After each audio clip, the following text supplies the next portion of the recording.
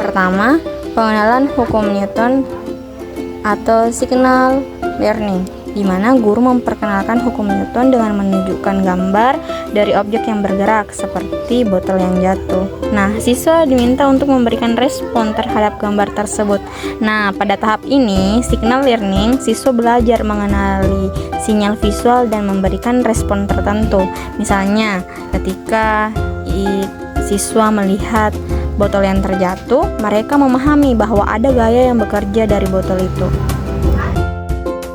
Nah, selanjutnya respon terhadap stimulus atau stimulus respon learning. Nah, di mana itu guru melakukan demonstrasi dengan mendorong botol dan meminta siswa untuk merespon dengan menjelaskan apa yang terjadi. Nah, di tahap kedua ini, stimulus respon learning, siswa belajar memberikan respon fisik ataupun vokalnya setelah menerima stimulus. Mereka mulai memahami hubungan antara gaya dan gerakan. Menggabungkan hasil belajar atau training. Nah, siswa bekerja dalam kelompok untuk menggabungkan berbagai hasil belajar yang telah mereka lakukan, seperti menghubungkan gaya dengan percepatan. Nah, tahap ketiga ini adalah training, di mana siswa menggabungkan beberapa hasil belajar sederhana menjadi satu rangkaian pemahaman yang lebih kompleks, supaya mereka paham dengan pemahaman yang mereka dalami. Nah, guru meminta siswa untuk mendiskusikan hukum Newton menggunakan istilah fisika yang tepat seperti massa dan percepatan. Nah, di tahap verbal association ini, siswa mulai mengaitkan istilah-istilah fisika dengan konsep yang mereka pelajari seperti menghubungkan massa dengan gaya. Nah, selanjutnya yaitu tahap multiple discrimination. Nah, tahap ini yaitu adalah tahap membedakan konsep, di mana siswa itu akan diminta untuk membedakan antara berbagai jenis gaya, misalnya seperti gaya gesek dan gaya gravitasi.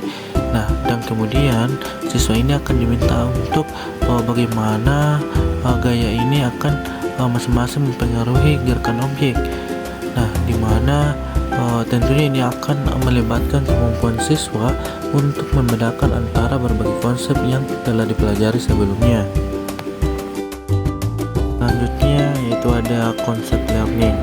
Nah, pada tahap ini siswa itu akan belajar mengenai konsep percepatan dan bagaimana ia berhubungan dengan hukum Newton melalui eksperimen sederhana. Nah, di mana dalam tahap konsep learning ini siswa itu akan mampu memberikan respon terhadap stimulus berdasarkan dengan karakteristik abstrak dari setiap konsep yang telah dipelajari. Kemudian siswa ini akan menghubungkan konsep, di mana siswa ini akan diajak untuk menghubungkan hukum Newton dengan prinsip fisika lainnya seperti hukum kekerasan energi.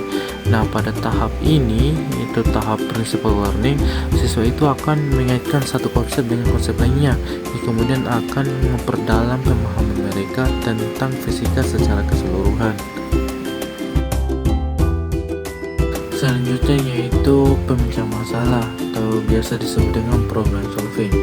Nah, siswa ini akan diberikan masalah nyata yang memerlukan penerapan hukum Newton untuk menemukan solusi. Nah, di mana pada tahap problem solving ini siswa itu akan menerapkan prinsip-prinsip yang telah mereka pelajari untuk kemudian mencapai tujuan tertentu. Nah, ini adalah tipe pelajar yang paling tinggi dalam hierarki Gagné.